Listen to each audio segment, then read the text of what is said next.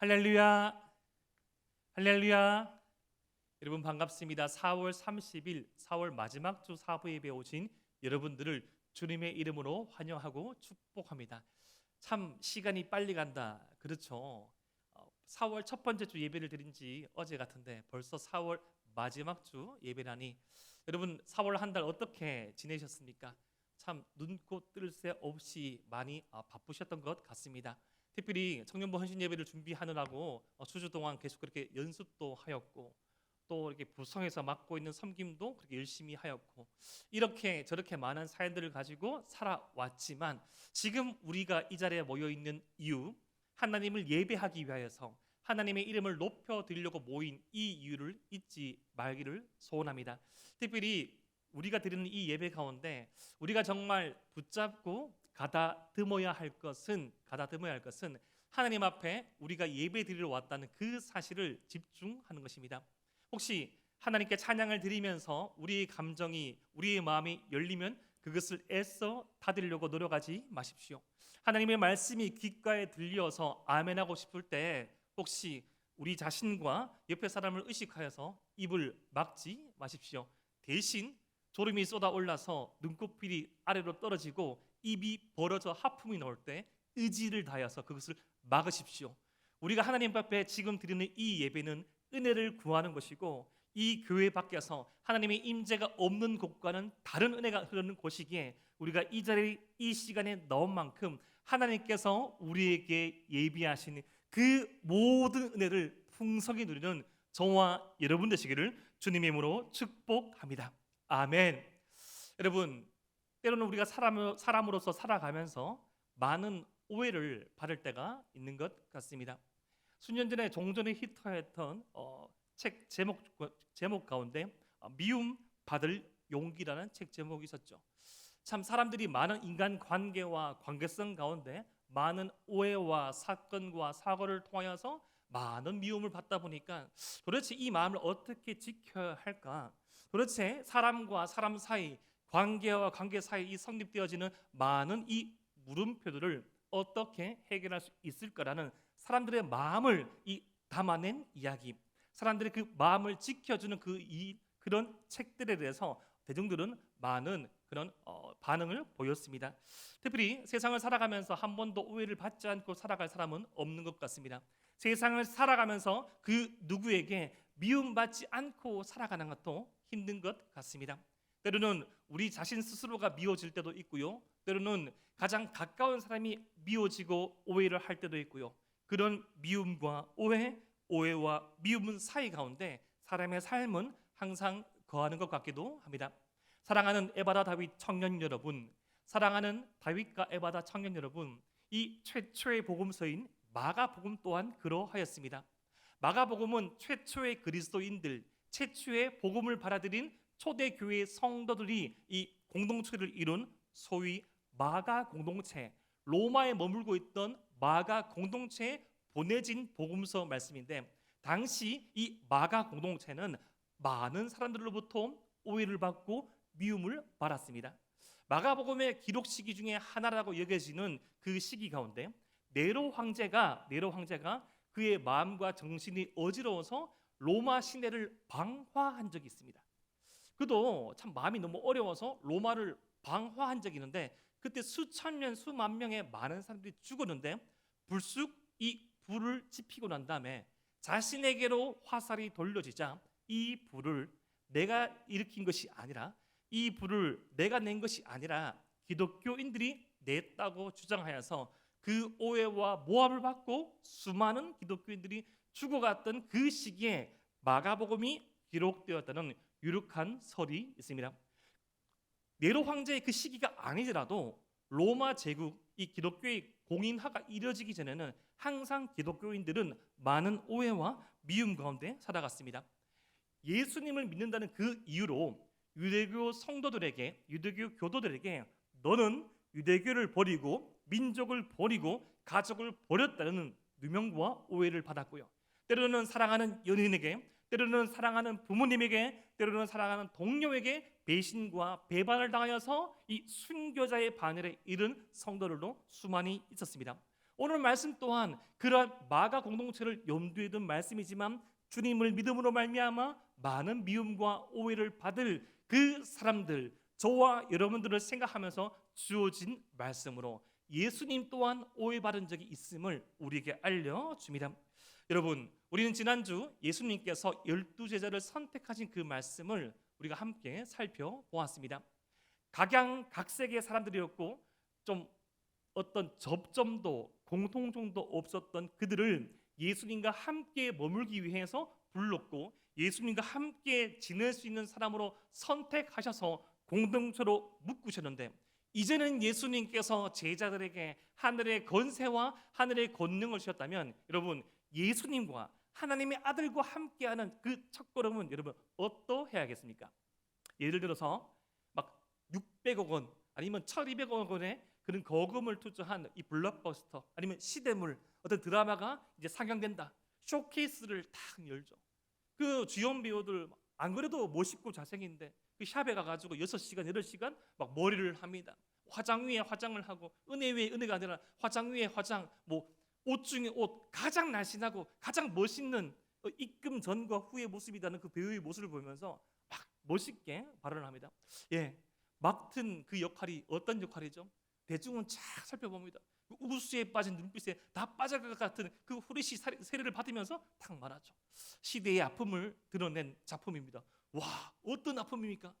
그런 인터뷰는 아닐지라도 예수님께서 드디어 하나님의 아들인 예수님께서 드디어 12제자를 선택하시고 딱 이렇게 출범하시는데 박수를 받거나 환영을 받거나 이제 어떻게 사역하시겠습니까? 질문을 받는 것이 아니라 예수님께 여전히 이어지는 일상이 이렇게 소개됩니다. 마가복음 3장 20절 말씀, 집에 들어가시니 무리가 다시 모임으로 식사할 겨를도 없는지라. 이 집은 가버나움에 위치한 아마 베드로나 안드레의 집인 것 같습니다. 예수님께서 들어오셨다는 예수님께서 돌아오셨다는 그 소문을 듣고 가버나움의 많은 이 마을 주민들, 그 주변 도시의 아픈 사람들, 귀신 들린 사람들, 마음이 어려운 사람들이 몰렸던 것이죠. 예수님을 만나고 예수님을 만나서 인생의 변화를 받으려고 몰려왔는데 그 인파들을 뚫고 예수님을 붙잡으러 온 사람들이 있다고 성경은 소개합니다. 우리 마가복음 3장 21절 말씀을 함께 읽어 봅시다. 시작. 예수의 친족들이 듣고 그를 붙들러 나오니 이는 그가 미쳤다 하밀러라. 아멘. 오늘 말씀에서 예수님을 오해하고 나온 이 첫 번째 인물로 예수님의 가족을 들고 있습니다. 예수님을 붙잡으러 왔어요. 예수님을 체포하러 왔습니다. 그런데 그 이유가 뭐라고 기록됐습니까? 이는 그가 미쳤다 합니다. 예수님께서 미쳤다는 겁니다. 여기서 이 미친 것은 정신병을 의미합니다. 지정신이 아니다, 제정신이 아니라는 것을 판단하에 예수님의 가족들이, 예수님의 어머니, 예수님의 형제들이 예수님을 붙잡으러 왔다는 것이죠. 왜 예수님께서 미쳤다고 생각했을까요? 말씀으로 우리는 두 가지 이유를 생각해 볼 수 있습니다. 그 첫 번째 이유는 예수님께서 귀신의 조종을 받고 있다고 오해한 것입니다. 당시 예수님께서 하신 대표적인 사역 가운데 하나가 예수님께서 귀신을 물리치셨습니다. 예수님께서 예배당에 들어가시자마자 막 소리를 막 지르면서 저야 저는 당신이 누군 줄 압니다. 와 하면서 또 혐오스러운 흉내내지 않게요. 막 와우 막 소리 막 지르면서 당신은 예수요 막 물러갑니다. 당시에 그 하나님의 능력을 힘입어서 축기를 하는 사람도 있었지만 예수님처럼 쉽게 축기를 한 사람은 아무도 없었습니다. 예수님께서 등장하시면, 예수님께서 말씀하시면 나가! 이 한마디에 귀신들은 다 제압됐습니다. 근데 그런 예수님의 사역을 보고 사람들은 예수님께서 귀신들의 조종을 받고 있다고 오해하고 루머를 퍼뜨렸습니다. 두 번째, 예수님이 미쳤다고 생각했던 그 가족들의 이유는 두 번째, 종교적인 열광으로 인해서 미쳤다는 것입니다. 예수님의 가족들과 예수님의 어머니와 예수님은 적어도 30년의 시간을 함께 보냈습니다. 30년의 이 시간을 보내고 난 다음에 이 얼마 전부터 예수님께서 다른 행보를 보이신 겁니다. 요단강에 가서 갑자기 세례의 회개를 받더니 갑자기 광야에 나가서 40일의 금식을 하더니 자신의 제자라고 하여서 어부 몇 명, 세리 한 명, 좀 이상한 사람 몇 명 모아서 집단을 이루고 제자를 거느린 랍비, 어떤 공동체를 이루는 모습 보면서 해도 너무한다. 왜 이렇게 갑자기 사람이 변할까? 이게 너무 열심히 해서, 너무 어떤 열심에 사로잡혀서 그렇게 되었구나. 그런 이 이유도 있었고요. 그 예수님이 열심히 어떤 위험과 어려움을 야기하는 것을 봤습니다. 예수님이 어머니 마리아의 눈에 보였던 것이죠. 우리가 앞서 살펴봤던 마가복음 1장에서부터 야기되었던 종교 지도자들과의 대립, 부딪히지 말아야 하는 사람과 부딪히고, 그 기득권, 정치인들, 유력한 사람과 함께 부딪히는 예수님의 모습을 보면서 그 너무 열심히 뛰어나서, 너무 열정에 사로잡혀서 아무것도 눈에 보이지 않은 내 아들을 빨리 평범한 일상으로 복귀시켜야겠다는 그런 오해를 하신 것이죠.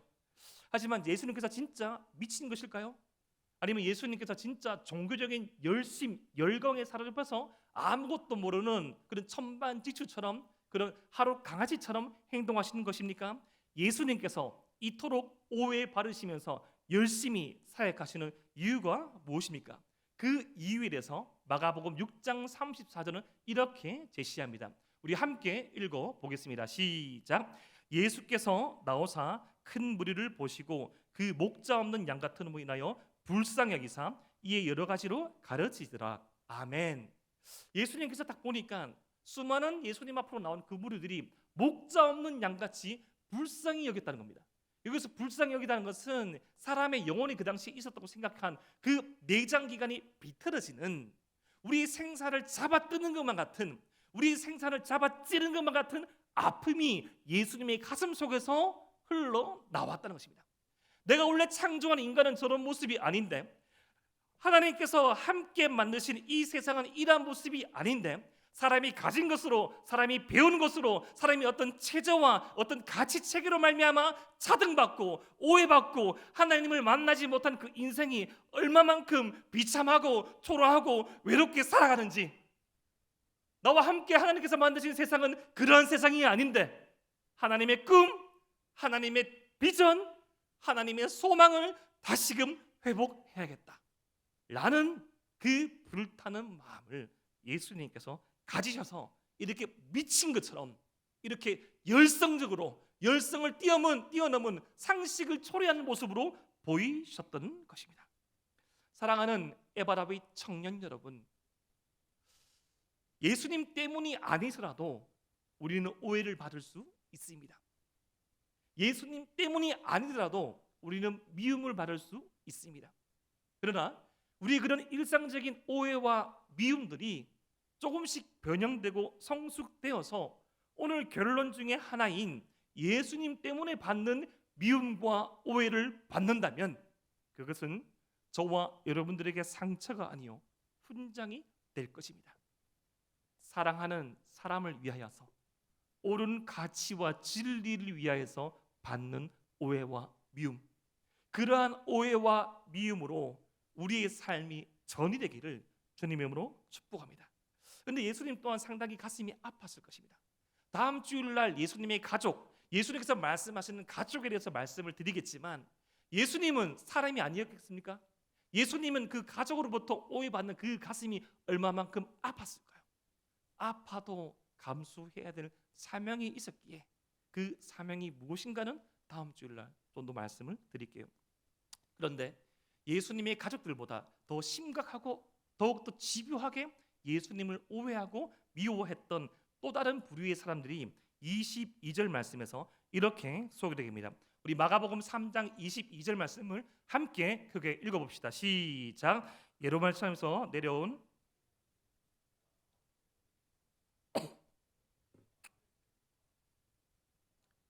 예수님의 가족들과 비슷하게 또 예수님께서 미쳤다고 하는데요, 구체적으로 말합니다. 이 종교 지도자 예루살렘, 지금 우리나라로 치면 서울, 인서울한 사람들, 어떤 뉴욕, 어떤 세계의 중심 파리, 런던, 그곳에서 석학 중에 석학, 지성과 재력과 위치와 관계의 중심 가운데 있던 사람들에게 예수님이 시야에 들어왔고 예수님을 공격해야겠다, 조사해서 붙잡아 넣어야겠다는 사람들이 예루살렘으로부터 내려왔는데, 그들은 예수님에게 두 가지 루머를 씌워서 퍼뜨렸습니다. 첫 번째 루머, 예수님이 바알세불이 들렸다. 두 번째 루머, 예수는 귀신의 우두머리의 힘을 빌어서 귀신을 쫓는다라고 말했습니다. 여러분, 첫 번째 루머, 예수님이 바알세불이 들렸다, 이것은 어떤 의미일까요? 여러분, 바알세불이라는 이 말은 이 집주인 혹은 파리대왕이라는 뜻을 가지고 있습니다. 그러니까 여러분, 이 마귀들도 귀신들도 단계가 있어요. 마귀의 우두머리는 사단입니다. 소위 우리가 마귀를 일컫는 그 사단, 최초의 타락한 천사 루시퍼, 그 한 존재입니다. 근데 그 밑에 있는 똥파리 대왕, 똥파리 왕, 파리 대왕, 집주인, 집에 새들어서는 사는 정도의 영향력을 가진 그 하찮은 하급 귀신의 힘을 빌어서 그 귀신의 지배를 받고 있는 존재가 예수님이라고 폄하하는 거예요. 귀신이 귀신과 짜고 치는 모습으로 귀신을 쫓아내는 것처럼 연기할 수 있는데, 너희들이 지금 열광하고 있는 저 예수는 마귀의 힘을 빌어서도 하는 것도 아니고 바알세불, 귀신 중에서 하급 귀신의 조종을 받고 그들과 함께 타협하여서 귀신을 쫓아내는 척 한다는 것입니다. 두 번째, 예수는 귀신의 우두머리의 힘을 빌어서 귀신을 쫓는다. 이건 좀 더 좋은 말은 하지만 좀 나은 말입니다. 첫 번째 루머에 비해서. 그래, 좀 봐주겠다. 너무 강력한 힘을 발휘하니까 바알세불 정도의 귀신은 아니겠다. 정말 이 마귀에게 영혼을 팔아서 마귀에게 자신의 전전주를 들여가지고 마귀의 힘을 빌어가지고 귀신을 쫓는 그런 쇼를 벌이고 있다라고 루머를 씌운 겁니다. 짜고 치는 고스톱이다. 사랑하는 에바라위 청년 여러분, 사랑하는 청년 여러분, 왜 예루살렘에서 온 그 서기관들, 종교 지도자들은 예수님께 그런 루머를 씌웠을까요? 여러분, 이들이 무식한 분들이 아닙니다. 지금 우리나라로 치면 스카이, 아니 초월했어요. 뭐 미국, 뭐 하버드, MIT, 예일, 뭐 거기서 뭐 공대 박사도 있고 신학 박사도 있고 철학 박사도 있고 모든 종류의 어떤 학문과 어떤 지적인 체계를 섭렵한 분들입니다. 그분들이 왜 이렇게 말하고 있을까요? 정말 서기관들은, 종교 지도자들은 예수님께서 귀신이 들렸다고 생각했을까요? 마가복음 1장 27절 말씀을 제가 소개해드리겠습니다. 다 놀라 서로 물어 이르되 이는 어찌미냐, 권위 있는 새 교훈이로다. 더러운 귀신들에게 명한즉 순종하는도다 하더라. 이 말씀은 안식일에 귀신을 쫓으신 그 예수님의 그 사역을 보고 서기관과 바리새인들이 그 현장에 있다가 한 말입니다. 권위 있는 새 교훈이로다. 이제까지 우리는 이 어떤 이론만을 붙잡았는데, 이제까지 우리는 어떤 호공에 메아리 치는 그런 말들을 했는데 믿지도 않는 말, 오늘 예배 가운데 은혜 주십시오. 고민을 듣습니다. 기도하면 되겠지. 이 말도 참으로 어떻게 보면 믿음이 없는 말이죠. 더 믿음이 없는 말, 뭐라 말하면 그래, 아예 뭐 신앙적인 말도 하지 않고 그래, 나도 잘 모르겠는데.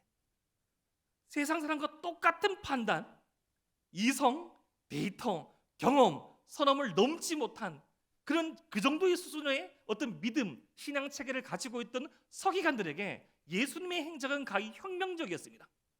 그가 말하는 것이 실제가 되고 그가 믿는 것과 말하는 것과 살아내는 것이 일치된 사람, 하나님을 사랑하는 그 마음이 이 현장 가운데 흘러내려가서 영적인 권위까지 드러내는 그 가르침을 보면서 권위 있는 새 교훈이라고 말했습니다. 사랑하는 에바라위 청년 여러분, 제가 예전에 한번 이 종교 지도자들, 바리새인들로 대표되는 그들이 어떤 사람이었던가를 말씀드린 적이 있죠. 처음부터 이들은 어떤 사람들로부터 존경만을 받으려고 노력했던 사람은 아니었습니다. 예수님 이 시절로부터 수백 년 전에 정말 이스라엘이 암흑천지였던 시절이 있었습니다.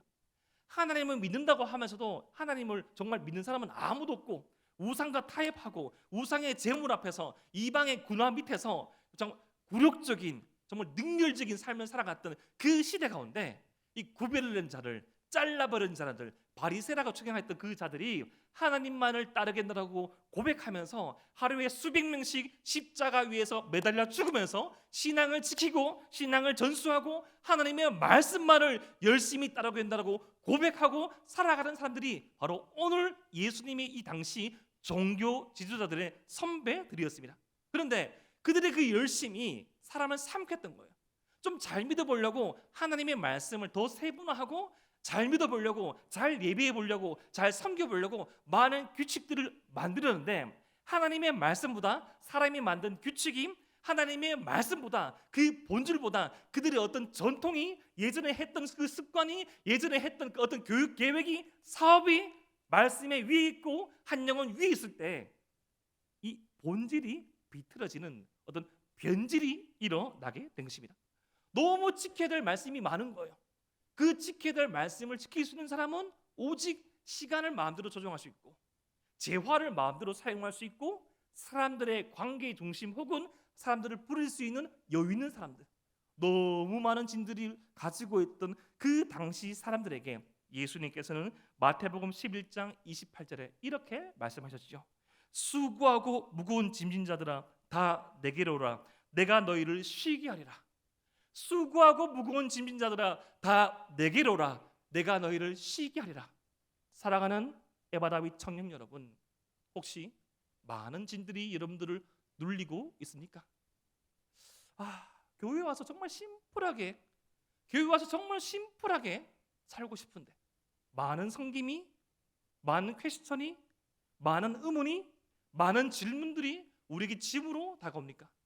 아니면 교회 밖에서 일상을 살아갈 때 정말 하나님의 말씀, 주님의 말씀은 수고하고 무거운 짐진 자들아 다 내게로 오라 내가 너희를 쉬게 하리라 말씀하셨는데 왜 이렇게 쉼이 없지? 왜 이렇게 다른 것들로 내 인생은 채워지지 않지? 여가를 즐기고 좀 직장의 어떤 위치에 올라가고 내가 하고 싶은 취미를 즐기고 있고 나의 통장의 잔고도 늘어나고 있지만 이 불확실한 시대 가운데 나의 마음을 확실히 붙잡아줄 그 쉼은 무엇이지? 주님께서는 또 다른 차원의 삶이 있다고 말씀하시죠. 주님과 함께 멍에를 매는 삶, 이제는 우리가 중심이 된 그 짐을 지는 것이 아니라 주님과 함께 그 사명이라는 짐을 함께 지고 갈 때 진정한 쉼이 주어진다고 하였습니다. 하지만 그 사명 또한 어떠한 사람의 시선과 습관과 전통 아래에 있다면 그것은 벗어 던져야 할 것이 될 것입니다.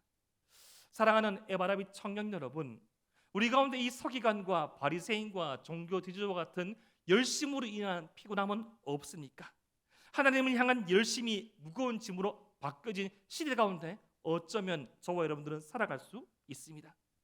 우리에게 어떠한 조건이, 어떠한 열심이 있어서 하나님께서 저와 여러분들을 사랑하신 것이 아닙니다. 그 어떤 열심과 조건이 있기 전에도 하나님께서는 창세전에 저와 여러분들을 주님의 자녀 삼으시기 위해서 선택하셨고 그 선택하신 사랑은 신실하게 영원하게 변함없이 지금도 우리에게 함께 하신 것을 믿으시기를 바랍니다. 우리에게 있는 조건이 아니라 여러분들에게 있는 그 어떠함이 아니라 하나님의 그 사랑, 하나님의 그 은혜로 말미암아 저와 여러분들이 주의 자녀됐음을 믿으시기를 바랍니다.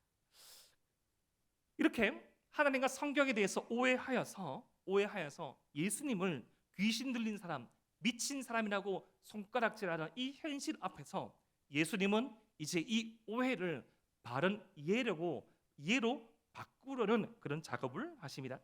마가복음 3장 23절부터 26절 말씀을 제가 한번 읽어드리겠습니다. 제가 읽을 때 여러분들은 성경을 눈으로 따라 읽어주십시오.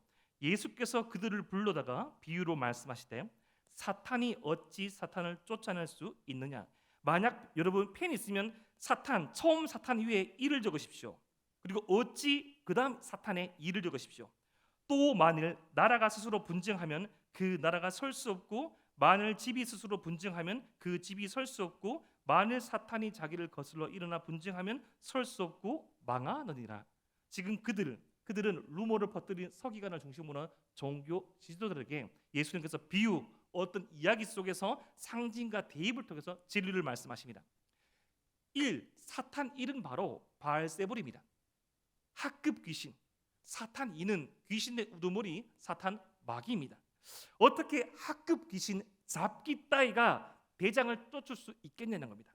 그리고 이 나라, 집, 자기 안에서 스스로 싸우면 망할 것인데 지금 너희들이 눈으로 보기에는 예수님 당시 그 영적인 현장이 사탄이 망하고 있는 꼴이라고 반문하신 겁니다. 사랑하는 에바라의 청년 여러분, 고개를 들고 한번 집중해 보십시오. 여러분 성경을 읽을 때 현장감 있게 역사적으로 읽으셔야 됩니다. 지금 예수님께서 말씀하시는 이 시점이 어떤 시점입니까? 십자가 구원 사건이 일어나기 전의 시점입니다. 여러분 어둠과 죄악과 사막의 권세에 대가리가 잘리기 전입니다. 여러분 지금도 영적인 전투가 치열하죠. 근데 제가 지난주 그리고 몇 번이나 말씀드렸죠. 지금 치열한 영적인 전투는 아주 쉬운 겁니다. 뭐죠? 그 사단과 마귀의 머리가 잘렸습니다. 꼬리 정도 흔들리면서 우리는 그 뱀 머리는 잘렸는데 죽을 수밖에 없는 뱀의 머리가 막 흔들리니까 이렇게 놀라는 거예요. 근데 예수님 당시는 십자가 구원 사건이 일어나기 전에는 뱀이 실체입니다. 악어가 실체예요. 공룡이 실체입니다. 성체예요, 성체. 아무 해함이 없습니다. 머리가 달려있어요. 막 집어삼킵니다. 제가 고고학적인 데이터를 몇 번이나 말씀드렸잖아요. 170명의 두개골을 파보면 그 중에 3분의 1에서 3분의 2가 구멍이 나 있다고. 그렇게 해야만 귀신이 빠져난다고 믿었던 그 사람들이 당시 탈무드에 의거한 전통에 의거한 그 의술행위, 주술행위를 해가지고 고치고자 할 만큼 십자가 전에는 너무 끔찍했습니다. 여러분 감사히 여겨야 됩니다. 지금 우리가 신약시대에 산다는 거, 구원사건 이후에 산다는 거 정말 감사한 일입니다. 이제는 주님의 이름으로 나가면 이제는 완성된 성경의 말씀이 있어서 이렇게 편하게 예배드릴 수 있어서 주의 전용 앞으로 나갈 수 있는데 그때는 아침 한 개 눈앞 가리듯 무엇이 진실이고 무엇이 사실인지 구분할 수 없는 그 시대 가운데 더욱더 치열한 영적인 전투 가운데 죽어나가고 집에 나가고 억압당했던 것이 더 많았습니다. 예수님께서 말씀하신 거죠. 봐라, 한번 봐라. 시대의 꼬라지 한번 봐봐라. 이 꼴을 한번 봐봐라. 얼마나 가슴 아픈 사람이 많으냐, 얼마나 힘들어하는 사람들이 많으냐, 얼마나 아파하는 사람들이 많으냐. 그런데 지금 너희들 입으로 내가 짜고 치는 고스톱을 하는 것처럼 보이느냐? 이렇게 말씀하는 것이죠.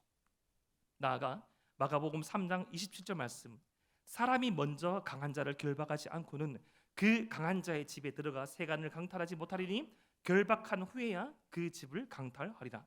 지금 예수님께서는 이 이사야서 49장과 53장 말씀을 배경으로 해서 말씀합니다.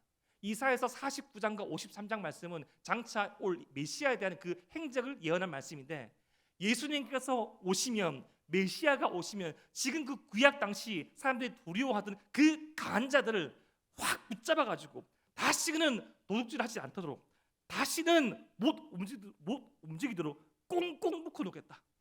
강한 자보다 더 강한 자, 만유의 주, 만왕의 왕이 이 땅 가운데 와서 모든 것들을 제압할 그 강한 자 위에 강한 자가 자기 자신이라고 말하는 것입니다. 사랑하는 에바라의 청년 여러분, 지금도 이런 영적인 전투는 실제입니다.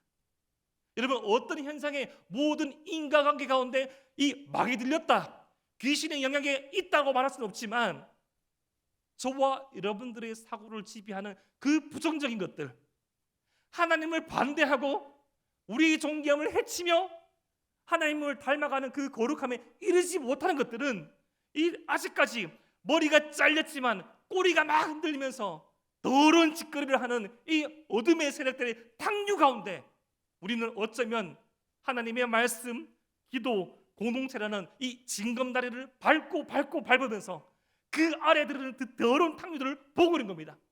잘못 디디면, 그 길을 가지 않으면 그 탕류에, 그 더러운 물에 우리 또한 휩싸린 겁니다.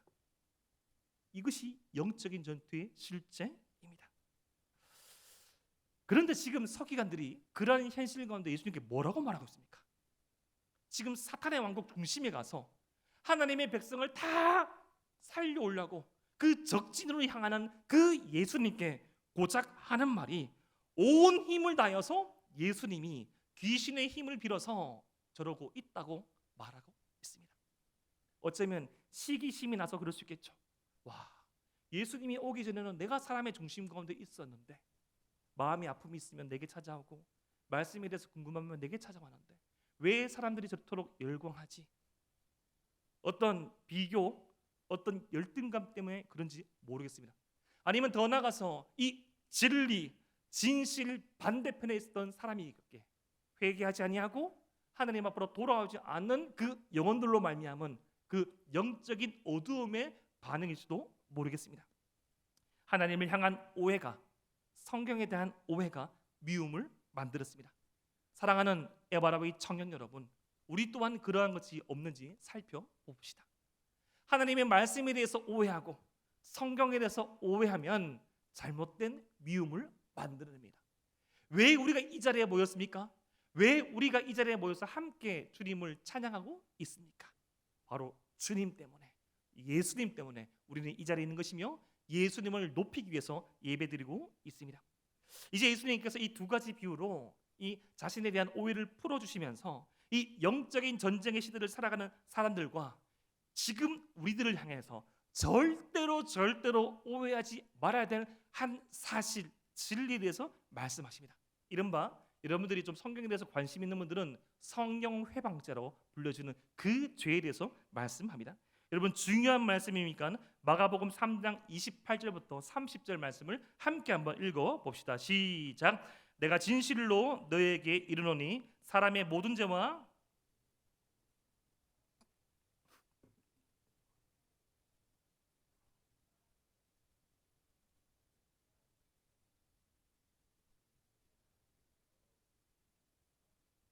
여러분 복음서를 읽으면서 진실로라는 이 단어가 나오면 여러분 무조건 형광펜으로 동그라미를 치십시오. 정말 중요한 말씀입니다. 그리고 진실로라는 말씀 더 중요하고요. 헬라로 아멘 본문.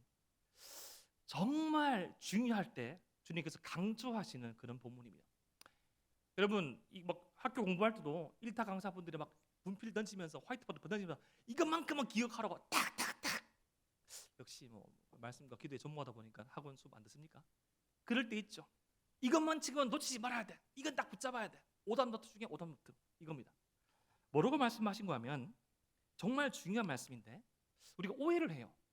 목사님 사람이 짓는 죄 가운데 모든 죄는 용서받을 수 있다 없다? 용서받지 못할 죄가 있다는 겁니까? 여러분 사도 바울을 한번 생각해 봅시다. 사도 바울은 예수님 믿는 사람만 잡아서 죽인 사람입니다. 근데 그런 사도 바울도 회개했을 때 용서를 받았죠. 그런 사도 바울도 회개하고 주님으로 부름받은 사도가 되었습니다. 그렇다면 지금 예수님께서 어떤 말씀을 하시려고 하는 겁니까? 자, 영원히 사하심을 받지 못하는 죄, 성령 모독죄에 대해서 말씀하시는데 이 뉘앙스와 배경을 잘 아셔야 합니다. 여러분 성령은 하나님이십니다. 제3위 하나님. 근데 하나님과 지금 예수님께서 하시는 말씀은 하나님과 예수님과 성령님께서 하시는 일을 보고 듣고 체험하였음에도 불구하고 끊임없이 부인하고 끊임없이 반복되게 부정하는 사람은 용서할 수 없다는 것을 말씀하고 계신데 그 뉘앙스와 배경을 좀 더 설명해 드리겠습니다. 여러분 이 그들이 말하기를 이 말씀 가운데 기록된 이 그들이 말하기를 이 시제는 이 미완료 진행이라고 하여서 끊임없는 반복과 과정을 의미합니다. 하나님의 은혜를 목격하고 하나님의 은혜를 체험하였음에도 불구하고 끊임없이 고의적으로 하나님을 부정하고 하나님의 진리를 왜곡하고 그것을 없는 것처럼 여기면서 공격하는 그 사람들, 그러한 사람들이 있을 수 있냐라고 반문하는 것이죠.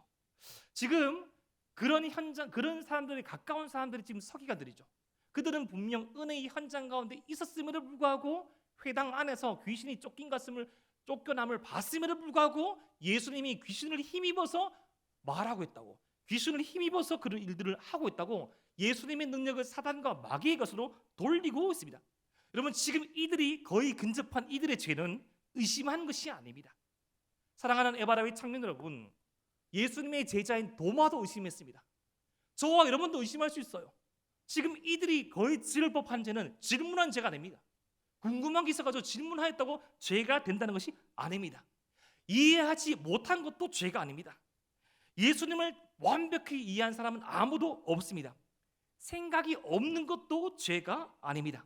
무엇이도 죄가 아닙니다. 그들이 지금 지으려고 하는 죄는 무엇인가 하니 하나님의 역사 전부를 마귀의 역사로 돌리려는 것입니다. 그것이 반복적이고 습관적이라면 용서받을 수 없다고 예수님께서 말씀하는 것이죠. 여러분, 하나님의 은혜의 현장이 있음에도 불구하고 그 모든 하나님의 은혜를 부정하고 마귀와 사탄의 것으로 바꾸어 말하기 쉽습니까? 어렵습니까? 여러분, 중요한 질문이에요. 하나님의 은혜의 현장을 체험했음에도 불구하고 이 모든 일들이 처음과 끝이 마귀가 한 일이라고 말하기가 쉽습니까? 어렵습니까? 어려운데 진짜 어렵죠. 여러분, 어려운 일이에요. 예배의 은혜를 체험하고 단순한 감정 말고요, 하나님의 인격적으로 고백하고 기적이 일어나고 말씀이 실제가 되고 공동체가 하나가 되고 두려움을 극복하고 나아가는 그 현장에 있었음에도 불구하고 이 모든 것이 전부가 예수님이 하나님이 하신 것이 아니라 실수라고 마귀와 사탄이 했다라고 말할 수 있습니까? 없습니까? 없죠. 지금 예수님께서 말씀하시는 성령 회방죄는 죄사함을 구할 상태가 아닌 것입니다. 여러분, 이것은 어떤 죄가 아니라 죄사함을 받지 못할 상태에 대해서 말씀하신 거예요. 그 모든 것을 부정하는 사람은 죄를 잊기 전에 예수님을 아예 믿지 않은 사람이죠. 성령 회방죄가 용서를 못 받는 죄라기보다는 성령의 능력, 하나님 예수님을 믿지 않은 사람은 죄 용서받을 수 없다는 것을 말하고 있는 겁니다. 그러니까 저와 여러분들은 성령 회방죄를 지을 수 있다 없다? 하나님이 믿는 저와 여러분들은 성령 회방죄를 지을 수 있다 없다? 주무시면 안 됩니다. 일어나십시오. 되게 중요한 타이밍입니다. 나중에 또 딴소리하지 마시고. 여러분, 성령 회방죄는 예수님을 사랑하는 사람이라면 지을 수 없습니다. 처음과 끝을 다 함께 할 수는 불구하고 이게 모든 것이 하나님께서 하신 것이 아니라 고백할 수 없는 것이죠. 여러분, 지금 마가복음 말씀이 처음 주어진 상황에 대해서 제가 다시 말씀드릴게요. 그때 당시는 예수님을 믿는다는 이유 하나만으로 죽음과 삶, 이것이 이 경계선상에 있었습니다. 가족으로부터 오해를 당했죠. 미움을 당했습니다. 그런데 딱 붙잡혀 가지고 고문당하다가 이 한마디만 하면 벗어날 수 있습니다. 자, 예수님 욕해봐. 예수님은 너희 인생의 구원자가 아니고 오직 로마의 황제가 우리 인생의 주권자라고 말해봐. 말합니다. 한 가지 더, 너 말고 예수님 믿는 사람 불어. 그거를 말하면 풀려났습니다. 믿고 싶지 않았어요. 아니, 안 믿었어요. 살고 싶어서 말한 겁니다. 근데 너무 가슴이 아픈 거예요. 그냥 살아내려고, 살려고 예수님 부정하고 예수님 믿는 사람 한 명 딱 말했는데 여전히 가슴 속에는 예수님 사랑하는데 너무 힘든 거예요. 그 힘들어하던 사람들에게 주어진 말씀이 오늘의 말씀입니다. 힘들어했는데 회개한 거예요. 제가 정말 잘못했습니다. 제가 정말 잘못했어요.